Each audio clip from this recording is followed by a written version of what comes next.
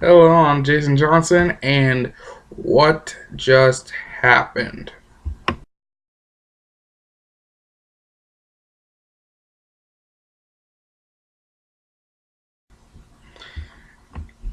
So, what happened was pretty much college bowl season just happened, and pretty much just as of last night, pretty much University of Louisville just beat Texas A&M by a final score of 27-14, which is not only gives a U of L their first bowl win since joining the ACC, also pretty much being an SEC school, which pretty much to according to ESPN, the greatest conference known on the face of college football,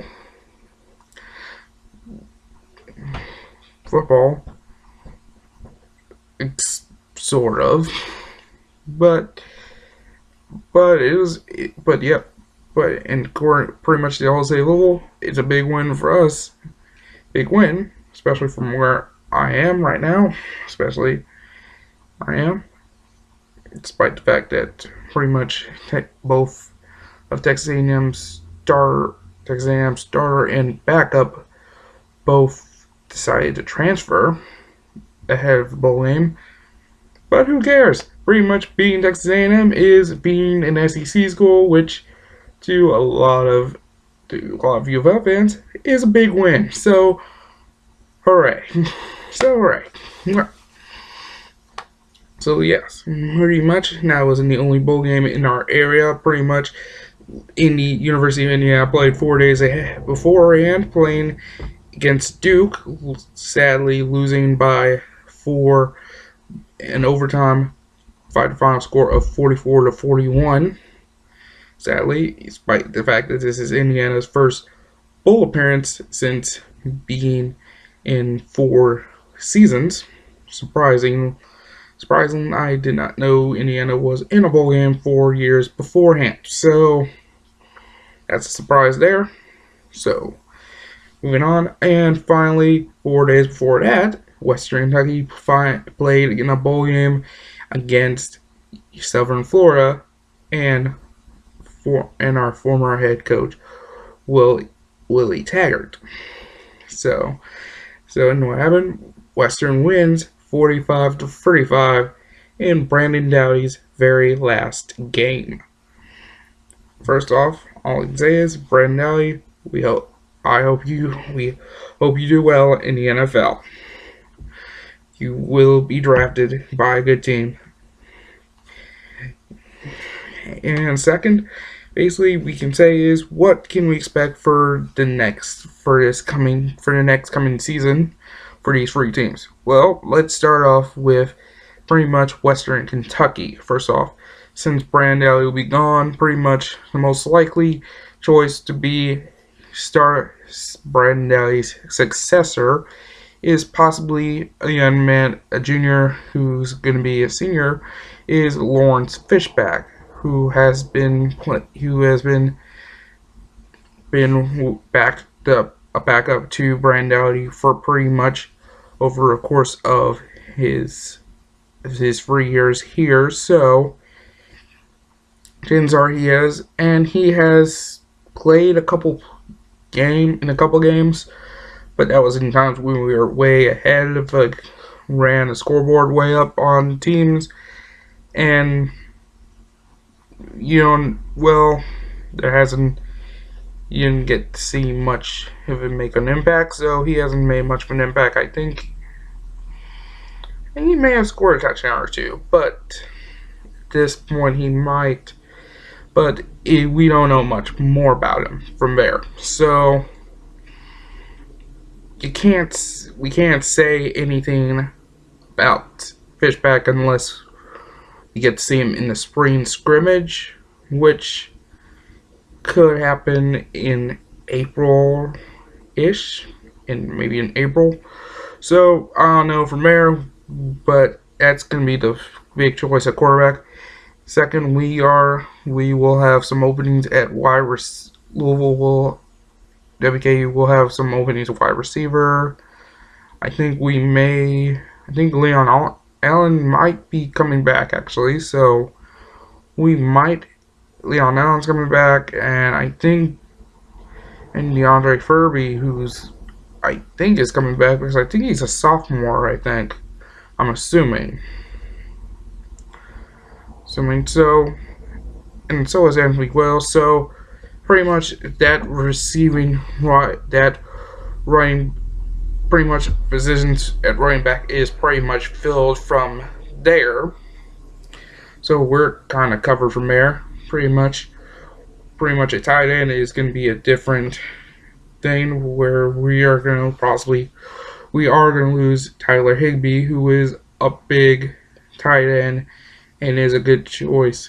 He is also a good choice, just like him, just like Brandon Dowdy. He will be a big tight end who is pretty much going to be drafted by a team at a good point. By the in the NFL draft, he will be a big choice. One thing is wide receivers. Excuse me, pretty much it will be some openings wide receiver. One in particular will be maybe Tywan Taylor if he has decided to skip a senior and go to the draft, or if he does come back, then that is someone pretty much a big receiver that that Western will have in their receiving corps, and is pretty much will have good experience and a big target there. So in defensive side, there will be a lot. I think it's going to be a big. I think it may have a complete overall on defense, maybe, because a lot of the players there are pretty much sophomores and seniors. Are pretty much a lot of seniors, so a lot of them are possibly playing is pretty much done from there. So there's that. So there's pretty much there, and there is somehow that is going to be a big difference there. So it depends on how well it's going to be, but I think this next year I think the expectations are now higher for us this season, and I think it's going to be like that for a while now. So it looks like Western's going to be just fine, maybe just fine for a few years. It's going to be just fine as long as Jeff Brom doesn't get hired by any other schools that we know of. And let's look at next year. It looks like next year, one of big Western game will be against Alabama in Tuscaloosa, and that is actually a big step up from competition from that point, and basically it would be an interesting game there because basically in SEC pretty much Alabama has probably pretty much one of the best defenses in all of college football, and pretty much playing in pretty much Western is a team that actually can light up a scoreboard at any given moment. That is somehow an interesting game to watch and maybe a fun thing to see. I think pretty much that may be a game that should be highly anticipated coming into the season, first week of the season. So let's wait to see how that goes from there. So that's pretty much what I think we cover about Western from there.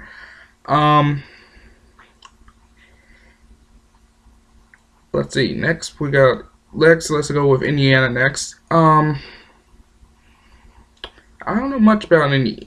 I don't know much about Indiana. The thing is about Indiana, they are probably one of the lower tier of the Big Ten conference, and the thing is about the Big Ten, Indiana is in a tough place there in football.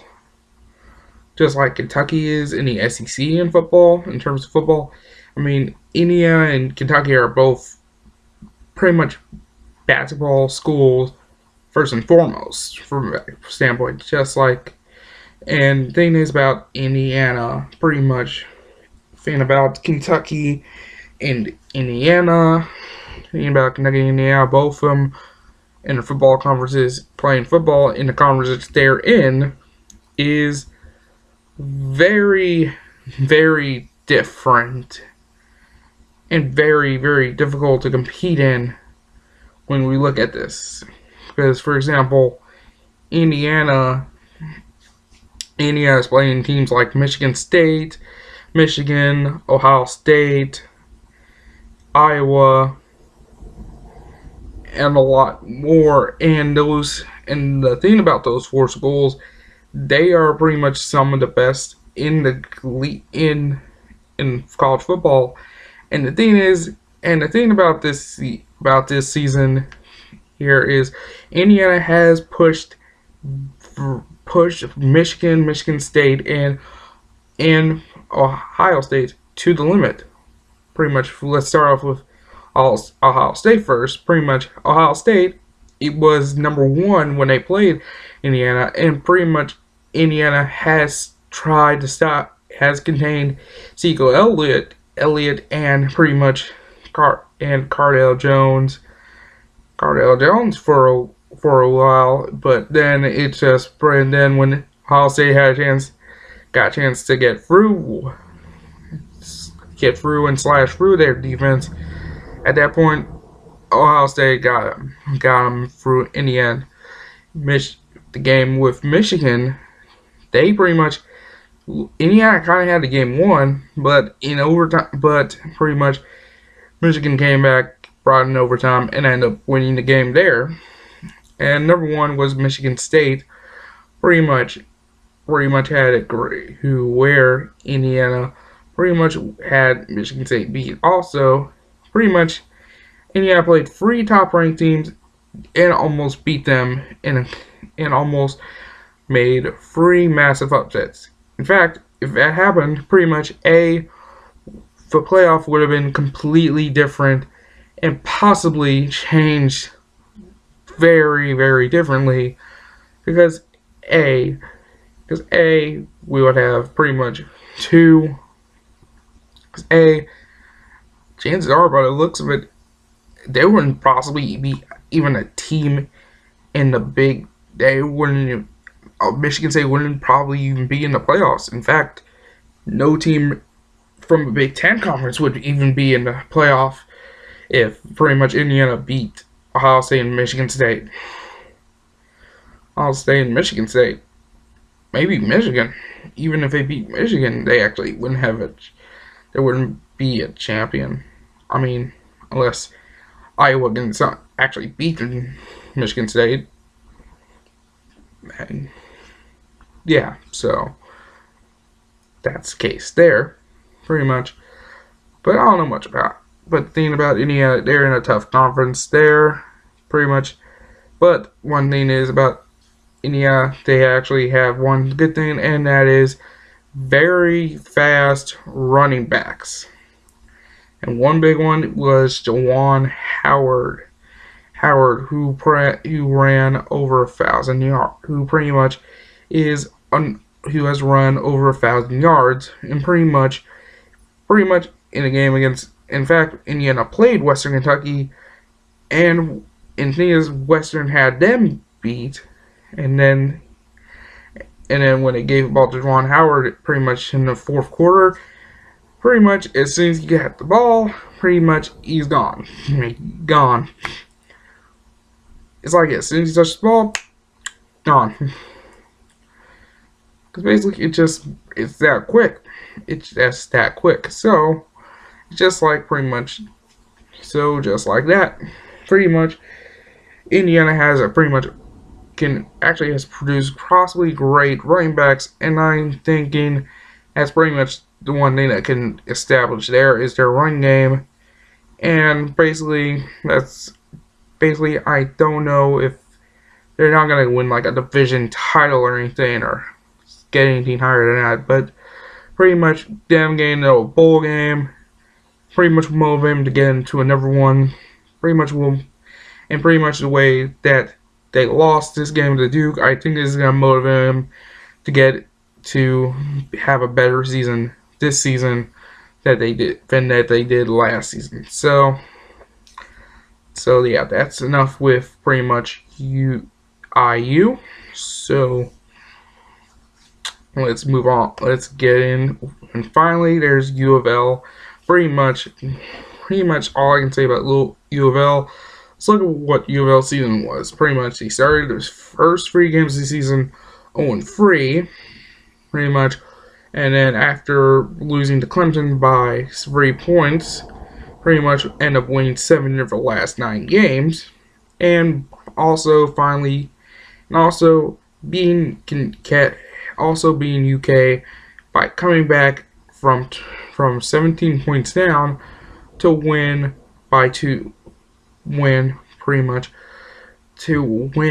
their game to pretty much eliminate Kentucky from bowl game, and pretty much gives them a great chance. Pretty much one of them was led by pretty much Lamar Jackson, a freshman who actually shows great promise, especially from last night's game. Because there is something about it though Texas A&M has, despite the fact that Lamar Jackson played a great game, pretty much put up like 200 passing yards and 200 rushing yards, pretty much like Johnny Manziel and Vince Young numbers in a bowl game. That was because Texas A&M had pretty much one of the worst run defenses in the country. So it's not that special that pretty much Louisville did what they did to Texas A&M. It's just, the thing is, it's kind of a little different. It doesn't give you like that, that they like, yeah, he's a great quarterback and he is as good as they advertise, but it's just not like, I mean, if Texas A&M was better defense, right, had a better run defense, like top 15, maybe top 25-ish, then that would be an interesting thing, because someone doing it to a great defense like that, to a good defense like that, is pretty much an amazing thing, and that would give more of a shock value, So, I mean, overall, it was a great bowl game, pretty much. Great bowl game. Louisville actually pulled off great victory there, and all I can say is, one thing to start off with is University of Louisville. University of Louisville will have somehow Lamar Jackson back next season, and I think he will have a better season. I think one thing though, the big impact is actually Bobby Trent will work with him, try to get him into his more pro style offense. But I think pretty much the way Lamar Jackson is playing, I think he needs to stay the way he is. He is doing just fine. I mean, honestly, seriously, Bobby, just let him just stick with what he's doing. He's perfect. I think we don't change something that you can't fix. He's already status for Louisville. It's his perfect for him where he is, because what he did in the shotgun was somehow very good, because it gives him more of a mobility, because from there because when you looked at it from under center, he couldn't do very much, because pretty much because you can tell they worked on dropbacks, but it didn't work out for him entirely. When you saw him do what he did with a shotgun, pretty much he ended up pulling out pretty much great numbers, not just in passing, but also in the run game as well, which gave Louisville great variety. Pretty much, if it's something that works perfectly, this is kind of somehow an offense. I think pretty much if you can, this is somehow an offense that U of L should try to contribute, especially in later games come. Basically, the way it looks like right now, Lamar Jackson may be a great quarterback. He's going to be one great quarterback, and looks like he is going to have a great future ahead of him. So, let's say for this, case, Lamar Jackson, that thing that Bob Petrino needs to not do is actually not try to change much from Lamar Jackson. That's my honest opinion about that. So yeah, that's what I think about the bowl season. In fact, just tell me what you guys thought about this. Don't forget. So yeah, that's what I thought about the college bowl season here in pretty much Kentucky and here in Kentucky. What do you guys think? Tell me what you thought in the comment section below. Don't forget to like, share, and subscribe to this video. Also, follow me on Twitter at DarkSavior1996. Also, add me on Snapchat at with JMoney1196. Also, if you guys want to buy a copy of my CD of the deluxe edition of my CD, The Great Hustle, it's on sale now on eBay. The quantities are actually limited. I can only sell like 10 at a time. Bear with me. I will sell more in coming months. Also, for coming months. So I guess the only thing I can say is Happy New Year. I'm Jason Johnson, and I'll see you soon.